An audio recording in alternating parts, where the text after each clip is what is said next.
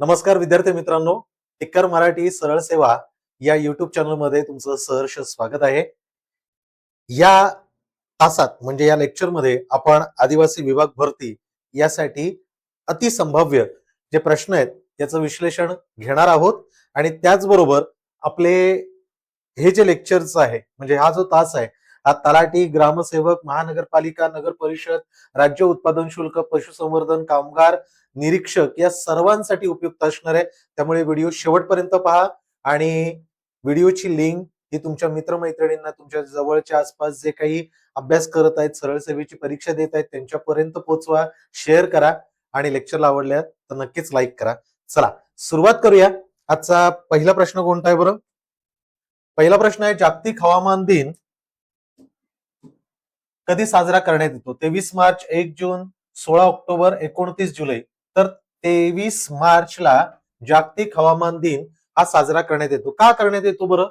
तर 23 मार्च 1950 ला 23 मार्च 1950 काय झालं? तर वर्ल्ड मेट्रोलॉजी ऑर्गनायझेशन याची काय झाली? स्थापना. आलं का लक्षात?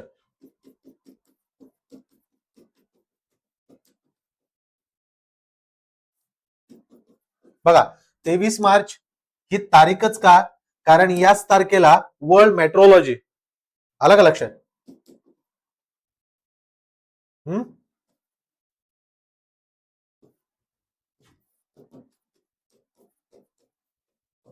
ऑर्गनायझेशन याची स्थापना झाली.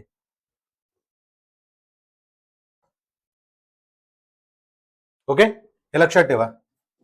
याची स्थापना या दिवशी झाल्यामुळे हा दिवस साजरा केला जातो या संघटनेची आठवण म्हणून.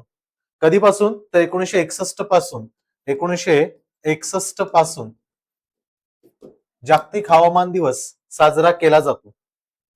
आलं का लक्षात? किती? जवळपास 191 पेक्षा जास्त देश याच्यात सहभागी आहेत. 191 पेक्षा जास्त देश काय होतात याच्यात सहभागी आहेत.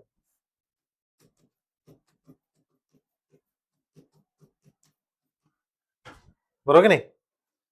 या वर्षाची थीम काय होती? निरीक्षण, आज निरीक्षण, उद्याचे संरक्षण. 2026 ची जी थीम काय बरं? आजचे निरीक्षण,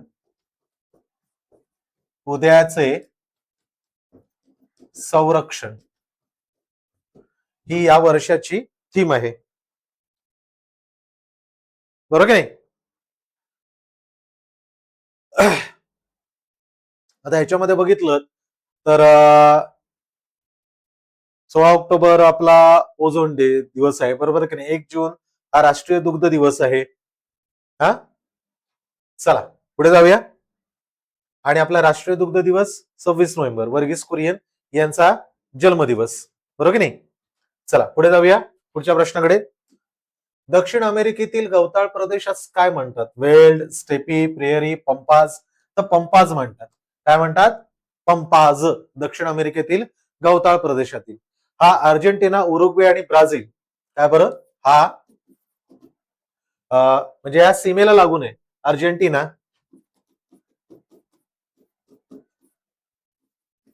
उरुग्वे आणि ब्राझील यांच्या सीमेवर हे पंपास आहे. आलं का लक्षात? विस्तीर्ण गवताळ मैदान आहे. काय आहे?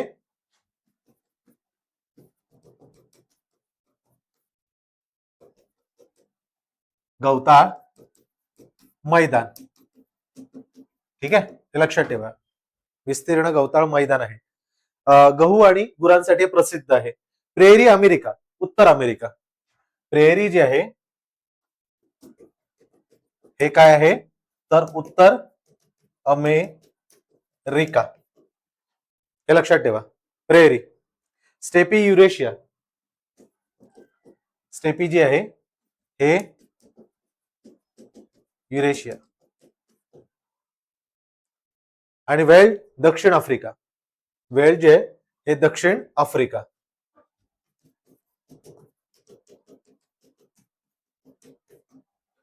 ठीक आहे. चला पुढच्या प्रश्नाकडे जाऊया. जिल्हा परिषद सदस्यांचे सामाजिक आरक्षण कोण जाहीर करतं? जिल्हाधिकारी, मुख्य कार्यकारी अधिकारी, राज्य सरकार, विभागीय आयुक्त. तर राज्य सरकार जिल्हा परिषद सदस्यांचे सामाजिक आरक्षण जाहीर करतं. आता तुम्हाला माहितीच आहे, जर का आपण आरक्षणाच्या बाबतीत स्थानिक स्वराज्य संस्था यांच्याबद्दल पाहिलं तर याच्यामध्ये स्थानिक स्वराज्य संस्थेमध्ये काय आहे बरं, तर SC ST यांना लोकसंख्येच्या आधारावर आहे. ओबीसी याला 27% महाराष्ट्रामध्ये आहे आणि 50% महिलांना आरक्षण आहे है ना. तर यामध्ये राज्य सरकार आरक्षणाच्या बाबतीत नेहमी राज्य सरकार इथे कोणत्याही पदावरची व्यक्ती, ना विभागीय आयुक्त, ना मुख्य कार्यकारी अधिकारी, जो जिल्हा परिषदेचा कार्यकारी प्रमुख असतो, सचिव असतो, आणि जिल्हाधिकारी नाही, यापैकी कोणी नाही. राज्य सरकार यालाच आहे ते आरक्षण वाढवणं किंवा घटवणं काही करणं हे फक्त राज्य सरकारच करू शकतं, बाकी कोणाला त्याचा अधिकार नाही. चला, महाराष्ट्रातील तलावांचा जिल्हा पुढीलपैकी कोणता आहे? सिंधुदुर्ग, कोल्हापूर, पालघर यापैकी नाही. तर यापैकी नाही. का बरं असं? कारण महाराष्ट्रातील तलावांचा जिल्हा म्हणून कुठला आहे? भंडारा, बरोबर की नाही? पूर्व विदर्भातील भंडारा, पूर्व विदर्भातील भंडारा, भंडारा आणि गोंदिया, बरोबर की नाही? हा तलावांचा.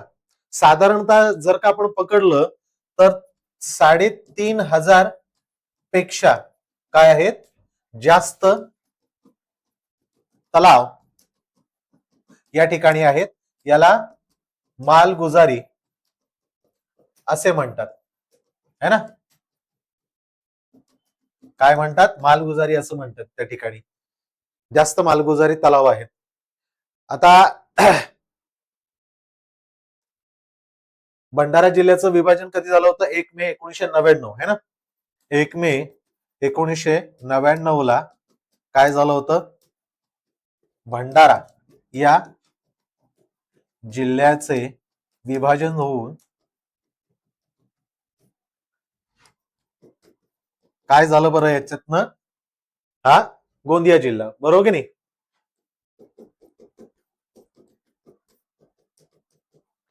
गोंदिया जिल्ह्याला कोणाची सीमा लागते रे? मध्य प्रदेश उत्तरेकडे, आणि पूर्वेकडे कुठला लागतो? छत्तीसगड है ना. आता याच्यामध्ये किती आहेत? 7 तालुके आहेत. कशामध्ये? भंडारा जिल्ह्यामध्ये. कोणते कोणते आहेत? भंडारा, तुमसर, पवनी है ना. भंडारा, तुमसर, पवनी दिसतंय का? आणखीन कुठला आहे? मोहाडा, साकोली, लाखनी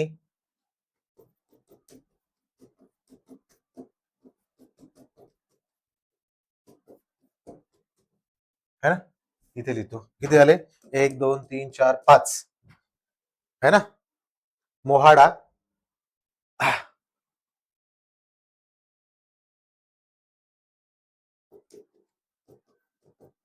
1 2 3 4 5 6, आणि कुठला आहे? लाखांतूर, लाखांतूर आहे ना.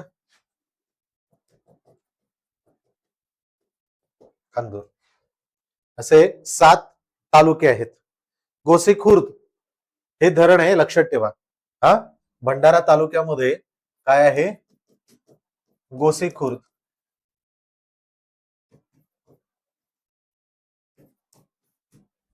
हे धरण आहे. आणि कुठले? वैनगंगेवर. कुठल्या? वैनगंगा. वैनगंगा नदी, या नदीवर काय आहे? भंडारा जिल्ह्यामध्ये गोसीखुर्द हे धरण आहे. चला पुढच्या प्रश्नाकडे जाऊया. कोणार्क मंदिर भारतातील पुढीलपैकी कोणत्या राज्यात आहे? मध्य प्रदेश, आसाम, ओरिसा, उत्तर प्रदेश तर ओरिसामध्ये आहे कोणार्क मंदिर. आता हे कधी? तर पुरी या ठिकाणी आहे. कुठे? ओरिसा, पुरी या ठिकाणी. आणि हे कधी बांधले गेले? 13व्या शतकात. 13व्या शतकातलं आहे. 13व्या शतकातील हे मंदिर आहे, बरोबर की नाही? जवळपास 1250 मध्ये हे बांधलं गेलेलं आहे. साधारण 1250 मध्ये इसवी सन 1250 मध्ये कोण बरं, तर गंगा राजवंशातील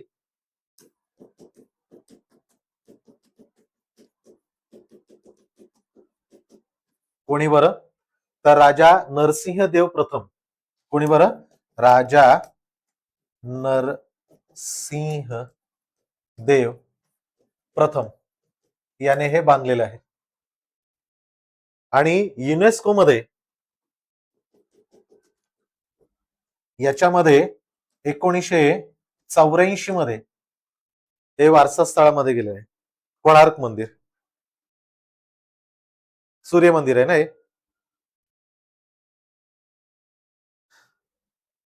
चला पुढे जाऊया. भारताचा राष्ट्रीय पक्षी कोणता आहे?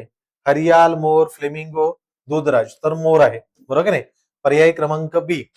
मोर याला कधी केलं होतं, तर 1963 पासून 1963 पासून मोर जो आहे हा काय आहे, भारताचा राष्ट्रीय पक्षी आहे.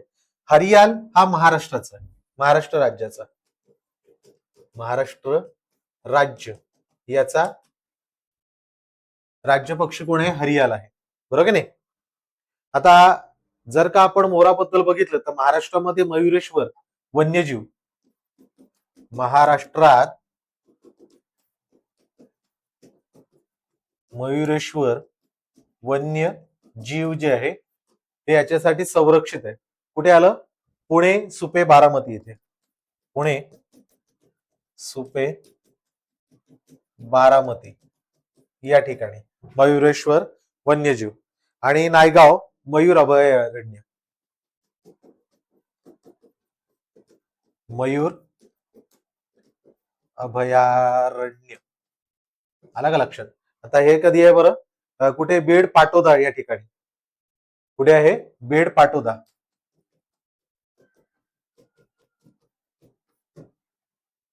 राष्ट्रीय पक्षी 1963 पासून आहे. राष्ट्रीय प्राणी कोण बरं आपला, वाघ आहे, बरोबर की नाही. पक्षी मोर आहे. वटवृक्ष आपलं कुठलं आहे, वडाचं झाड आहे, बरोबर की नाही. आंबा हे फळ आहे. चला पुढे जाऊया. ग्रामपंचायत निवडणुकीनंतरच्या पहिल्या ग्रामसभेचा अध्यक्ष कोण असतो? ग्रामपंचायतीची निवडणूक झाल्यानंतर ते म्हणतायत कोण असतो, तर सरपंच असतो, बरोबर की नाही. ग्रामसेवक हा ग्रामपंचायतीचा काय, सचिव आहे, बरोबर की नाही. गट विकास, ग्रामसेवकावर कोणाचं नियंत्रण असतं, गट विकास अधिकारी, ज्याला ब्लॉक डेव्हलपमेंट ऑफिसर म्हणतो, बीडीओ म्हणतो, बरोबर की नाही. जो ग्रामपंचायतीचा काय असतो, प्रशासकीय अधिकारी असतो, है ना. तर हे लक्षात ठेवा, ग्रामपंचायतीच्या निवडणुकीनंतर काय बरं, सरपंच हा वास्तविक कार्यकारी प्रमुख आहे. ग्राम पंचायतीचा वास्तविक कार्यकारी प्रमुख, बरोबर की नाही. या सरपंचाचा कार्यकाळ किती असतो, कार्यकाळ हा किती असतो, 5 वर्ष, 5 वर्षाचा कार्यकाळ. हा राजीनामा जो आहे, सरपंच आपल्या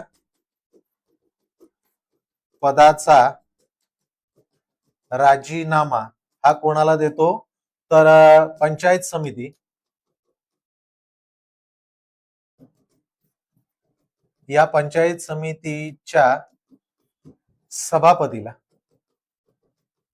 आपल्या पदाचा राजीनामा देतो. पंचायत समितीचा कोणाला देतो, तर जिल्हा परिषदेचे अध्यक्ष, जिल्हा परिषद आपला पदाचा राजीनामा कोणाला देतो, विभागीय आयुक्ताला देतो.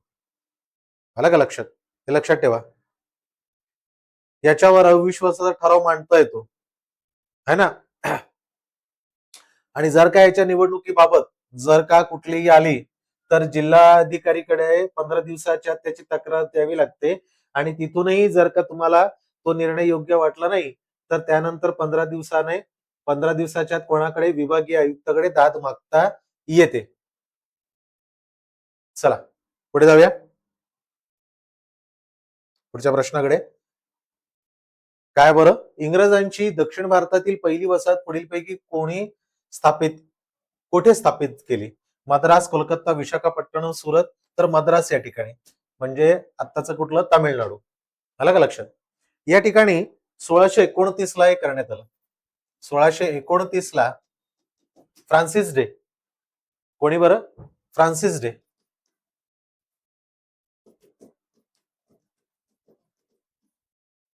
याने काय केलं तर चंद्रगिरी इकडनं, चंद्रगिरी जी आहे याच्या शासकाकडनं जागा घेतली. ती जागा काय झाली बरं? चन्नपट्टणम. कुठली? यांच्याकडून जागा जी चन्नपट्टणम या नावाने ती घेतली आणि विकसित केली. हा किनारी भूभाग होता.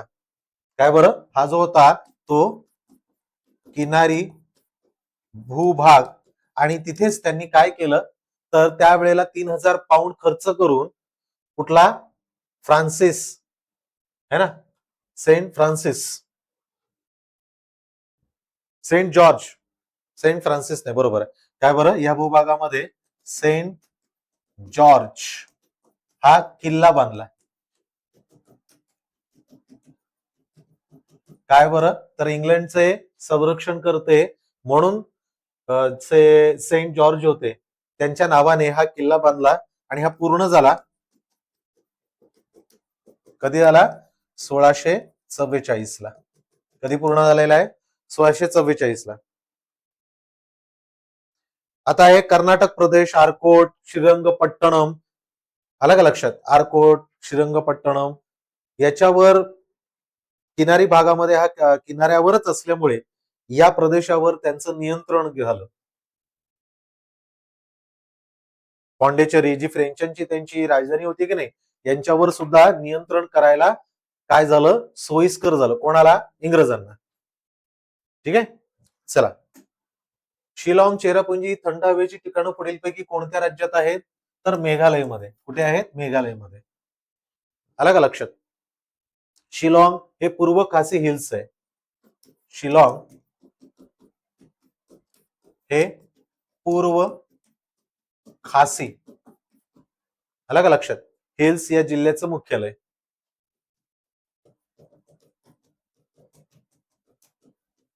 काय आहे? जिल्ह्याचे मुख्यालय.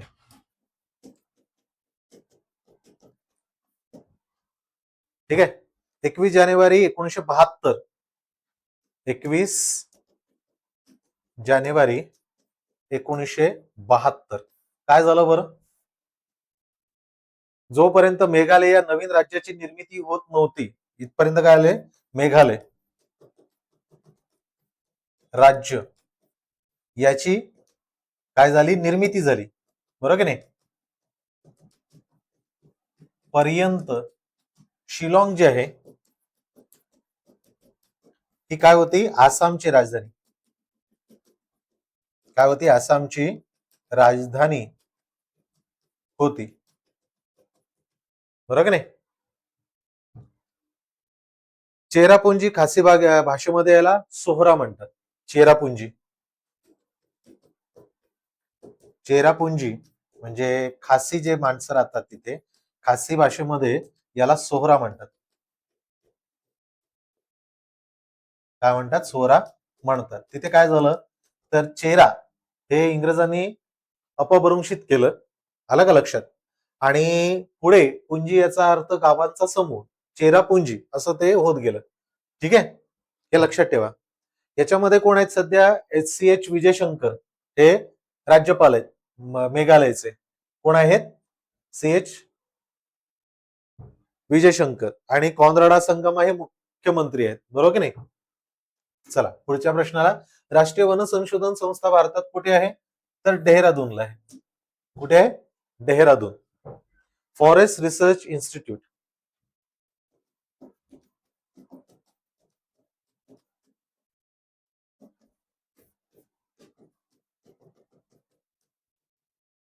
ठीक आहे, कधी याची स्थापना झाली? 1906 ला स्थापना.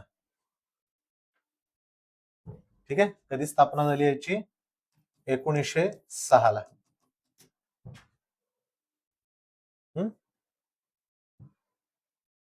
आता डेहराडून सध्याचे कोण आहे? डॉक्टर रेणू सिंग हे याचे प्रमुख आहेत. डॉक्टर रेणू सिंग हे काय आहेत?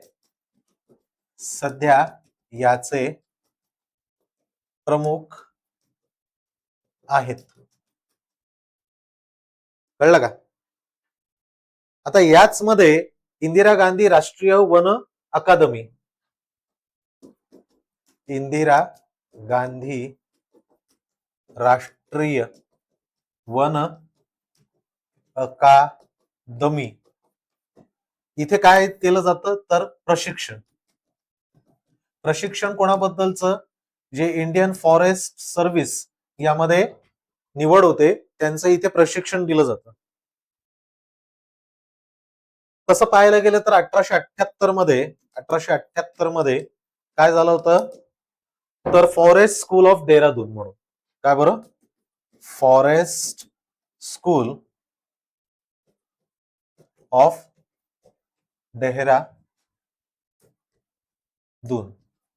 डेहराडून म्हणून, फॉरेस्ट स्कूल ऑफ डेहराडून म्हणून स्थापना.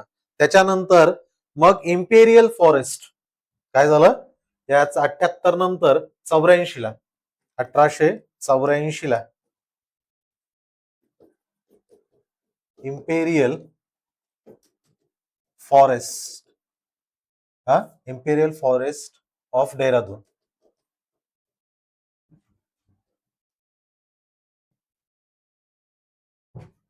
ठीक आहे.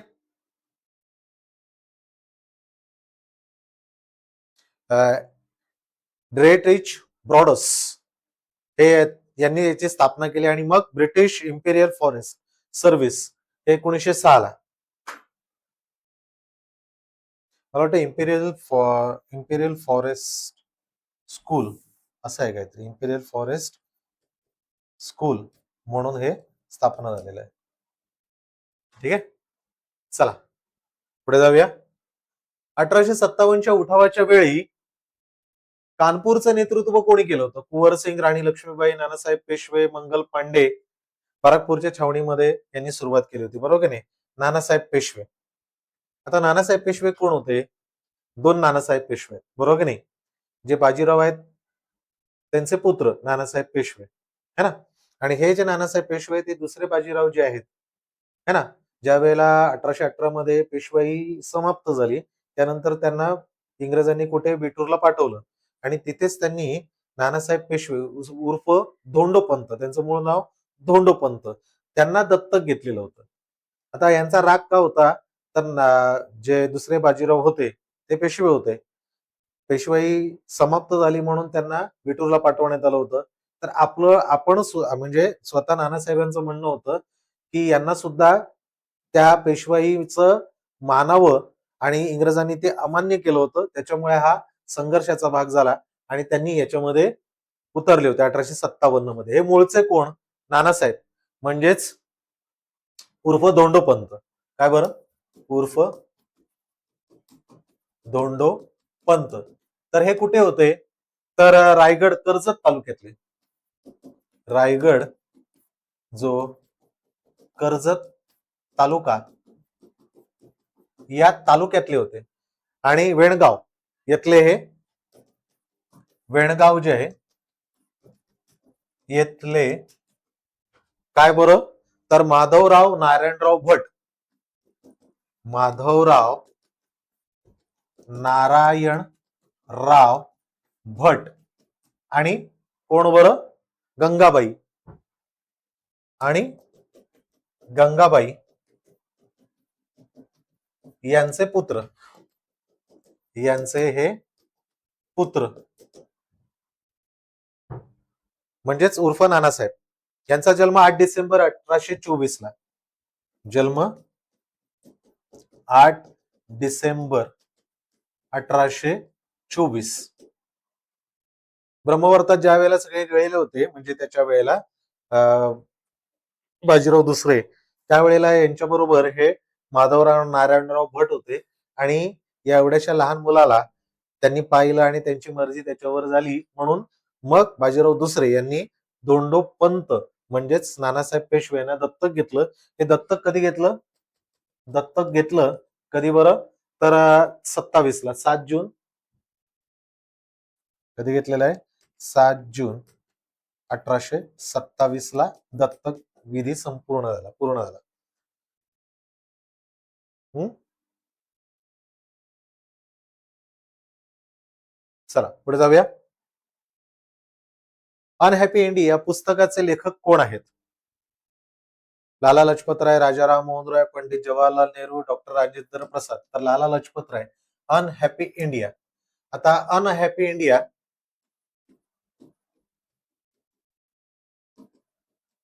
हे कधी लिहिलेलं आहे त्यांनी? 1928 मध्ये लाला लजपत राय यांनी.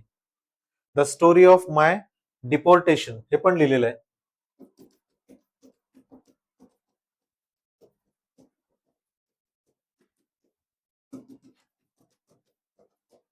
हे पण त्यांचंच पुस्तक आहे. त्यानंतर आर्य समाज पण लिहिले त्यांनी.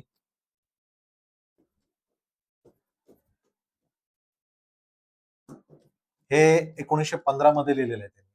आणि डिपोर्टेशनचं कधी लिहिलं आहे? 1908 मध्ये. कधी लिहिलेलं आहे?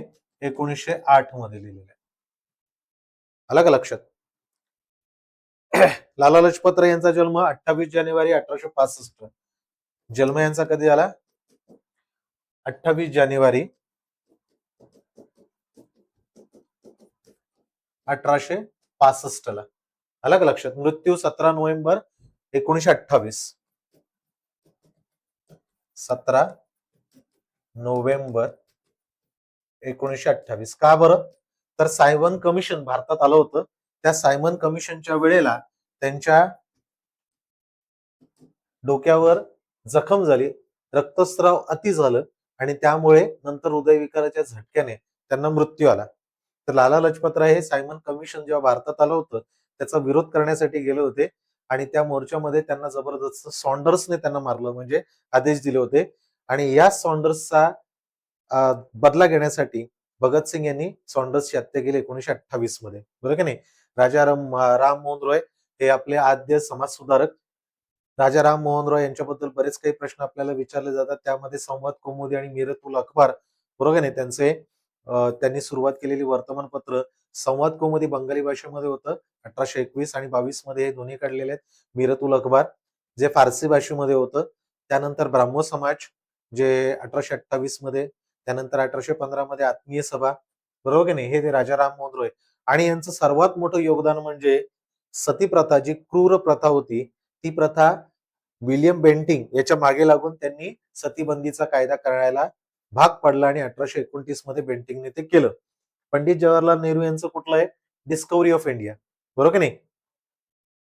इंडिया डिवायडेड हे कोणाचं आहे? राजेंद्र प्रसाद. डॉक्टर राजेंद्र प्रसाद हे भारताचे काय आहेत? पहिले राष्ट्रपती है ना, आणि सलग 2 वेळेला होणारे पहिले राष्ट्रपती. पंडित जवाहरलाल नेहरू हे पहिले काय आहेत? आपले पंतप्रधान आहेत, बरोबर की नाही?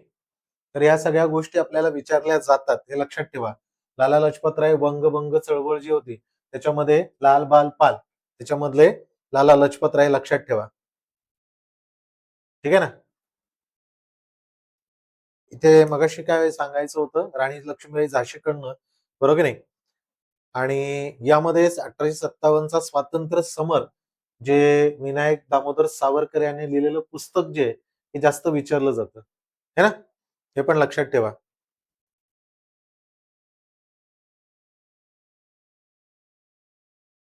चला, काय बरं एवढे प्रश्न होते आजच्या याच्यात. काय बरं तासामध्ये